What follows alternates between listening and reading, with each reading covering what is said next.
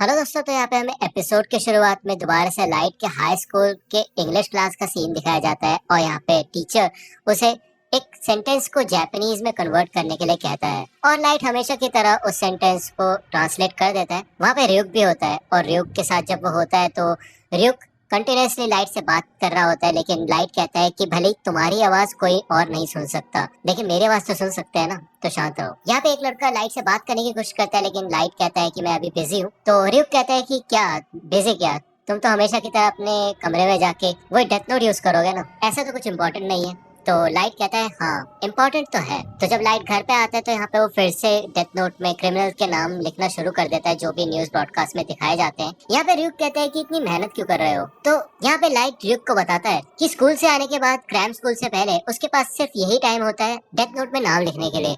साथ ही साथ उसको अपनी स्कूल की परफॉर्मेंस भी ठीक रखनी है, तो उसको बराबर पढ़ाई भी करनी होगी। उसको नींद की भी उतनी ही जरूरत है, वरना वो क्लास के अंदर सोएगा और क्लास के अंदर तो सो नहीं सकता। और साथ ही साथ उसको अपनी मेंटल हेल्थ का भी ख्याल रखना है, तो मुझे अपने समय का सही से इस्तेमाल करना होगा। लेकिन तभी लाइट की बहन सायु दरवाजा खटखटाती है और उसे अपने होमवर्क में लाइट की मदद चाहिए होती है, जिसके बाद लाइट जल्दी से डेथ नोट को बंद करके उसके ड्रॉअर में रख देता है और अपनी बहन को अंदर बुला लेता है। यहाँ पे रियुक लाइट को बोलता है कि अगर मैं तुम्हारी जगह होता तो ऐसा नहीं करता, क्योंकि तुमने वो डेथ नोट सबसे ऊपर वाले ड्रॉअर में रखी है और मैं तुम्हें बता दूं अगर कोई और उस डेथ नोट को टच करेगा तो वो भी मुझे देख पाएगा। तो यहाँ पे लाइट मन में कहता है कि ये शिनिगामी ये बात पहले नहीं बता सकता था, और वो भी इतनी इंपॉर्टेंट चीज। लेकिन फिर भी लाइट शांत दिखने की कोशिश करता है और अपनी बहन की मदद करता है मैथ्स होमवर्क करने में। यहाँ पे हमें दूसरी ओर आईसीपीओ का सीन दिखाया जाता है, यानी कि इंटरनेशनल क्रिमिनल पुलिस ऑर्गेनाइजेशन। और यहाँ पे सारे देशों के ऑफिशियल्स बैठे होते हैं। मीटिंग की शुरुआत में ये डिस्कस किया जाता है कि एक ही हफ्ते में 52 क्रिमिनल्स की डेथ हुई है, वो भी सिर्फ हार्ट अटैक से।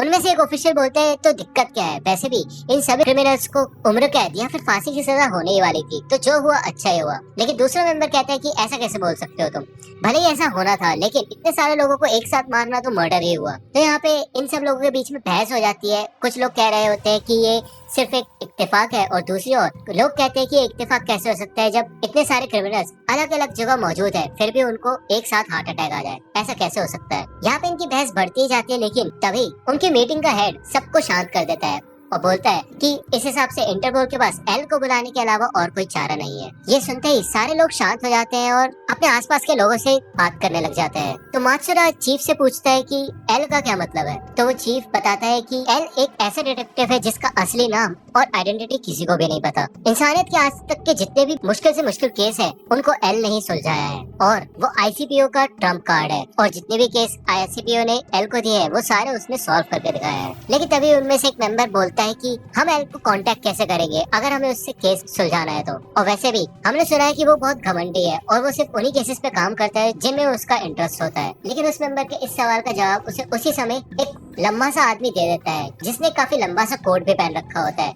उसका चेहरा छुपा हुआ होता है और उसने एक हैट पहन रखी होती है। चीफ बताता है कि वो आदमी वाटारी है और आईसीपीओ उसके जरिए ही एल से कांटेक्ट कर सकते हैं। वाटारी बताता है कि एल ने पहले से ही इस केस पे इन्वेस्टिगेशन शुरू कर दी है। वाटारी अपना लैपटॉप ओपन करता है और डिस्प्ले पे एल लेटर लिखा होता है। यहाँ पे हमें लैपटॉप से आवाज आनी शुरू होती है और वो आवाज भी नॉर्मल नहीं होती, एक तरीके से उस आवाज में डिस्टरबेंस होती है, जिससे कि एल की असली वॉइस कभी किसी को ना पता चले। वो अपना नाम बताता है कि मेरा नाम एल है। एल इंटरपोल के सभी मेंबर्स को बताता है कि मुझे आईसीपीओ की सब ऑर्गेनाइजेशन की मदद चाहिए होगी, खास करके जापानीज टास्क फोर्स, क्योंकि एल को शक होता है कि जो मास मर्डरर है वो जापान में ही रहता है। यहाँ पे हमें दिखाया जाता है कि लाइट और रियुक एक खंडर में होते हैं और लाइट अपनी नोटबुक को सुरक्षित रखने के लिए एक ट्रैप बना रहा होता है जिसमें आग लग जाती है। जब वो घर आता है तो वो अपनी ड्रॉअर ओपन करके दिखाता है, उसमें एक नॉर्मल सी डायरी रखी होती है। रियुक कहता है कि तुमने उसे छुपा दिया, लेकिन चाबी भी लगी छोड़ दी तुमने।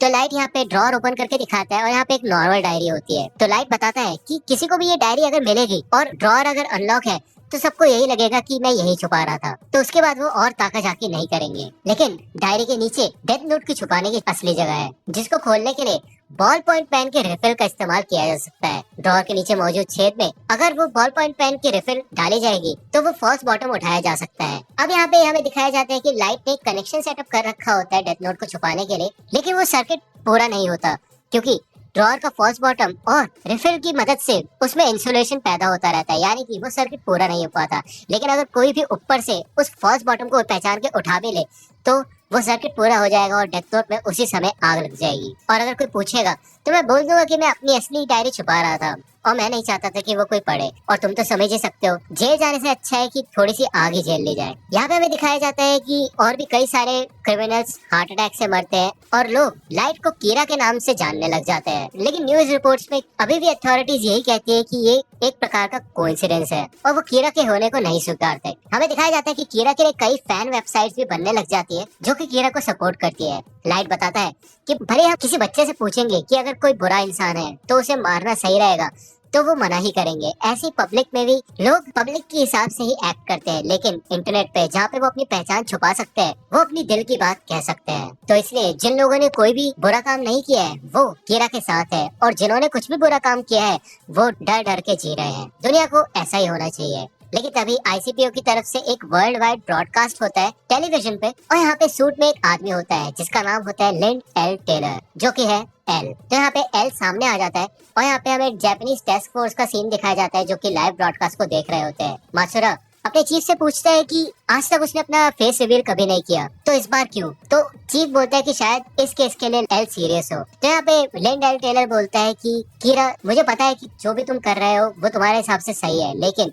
असलियत में तुम एक क्राइम कर रहे हो। तुम्हें लगता है तुम इंसाफ कर रहे हो, लेकिन जो तुम कर रहे हो वो गलत है और तुम बुरा कर रहे हो। तो यहाँ पे जैसे ही लिंड एल टेलर कीरा को इविल बोलता है तो यहाँ पे लाइट काफी ज्यादा गुस्सा हो जाता है और वो गुस्से में लिंड एल टेलर का नाम डेथ नोट में लिख देता है और कहता है कि अगर तुम थोड़े और स्मार्ट होते तो मजा आता, लेकिन तुम्हारी कहानी आज यही खत्म होगी। तो 40 सेकंड बाद लिंड एल टेलर गिर जाता है और उसको हार्ट अटैक आता है। उसको कैमरे के सामने से ले जाया जाता है, लेकिन तभी स्क्रीन यहाँ पे एल साइन पे शिफ्ट हो जाती है, जिसे देख के लाइट थोड़ा शॉक हो जाता है। यहाँ पे हमें एल की आवाज सुनाई जाती है जो कि फिर से डिस्टर्बेंस के साथ होती है और एल कहता है कि इसका मतलब तुम बिना उस जगह मौजूद हुए वहाँ पे किसी को भी मार सकते हो, लेकिन तुम ऐसा करते कैसे हो? अगर मैंने ये अपनी आंखों से नहीं देखा होता तो शायद मुझे इस बात पे यकीन भी नहीं होता। और यहाँ पे एल लाइट को चैलेंज करता है कि अब मुझे मार के दिखाओ। तो यहाँ पे लाइव ब्रॉडकास्ट चल रहा होता है तो लोग भी कहते हैं कि ये तो कीरा वर्सेस एल हो रहा है और ये एक लाइव मर्डर चल रहा है। लोग कीरा को कहते हैं मार दो कीरा, लेकिन यहाँ पे क्योंकि लाइट बिना किसी नाम और चेहरे के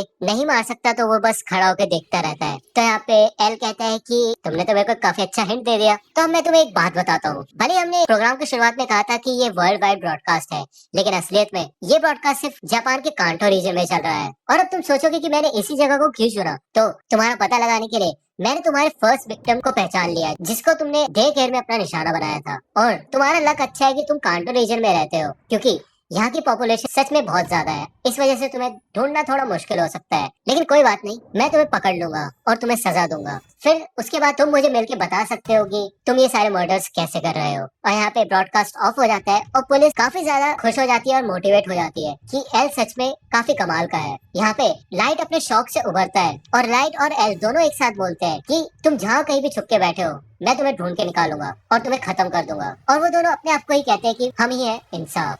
तो दोस्तों आज की वीडियो के लिए सिर्फ इतना ही। आई होप कि आपको ये वीडियो पसंद आई होगी। अगर आपको ये वीडियो पसंद आई हो तो प्लीज लाइक कीजिए, अपने दोस्तों के साथ शेयर कीजिए और मेरे चैनल को सब्सक्राइब करना मत भूलिएगा। और अगर आप मुझे कांटेक्ट करना चाहते हैं तो आप मुझे इंस्टाग्राम पे कांटेक्ट कर सकते हैं। मेरे पेज की लिंक आपको डिस्क्रिप्शन में मिल जाएगी। मिलता हूँ आपसे अगले वीडियो में, तब तक के लिए गुड बाय।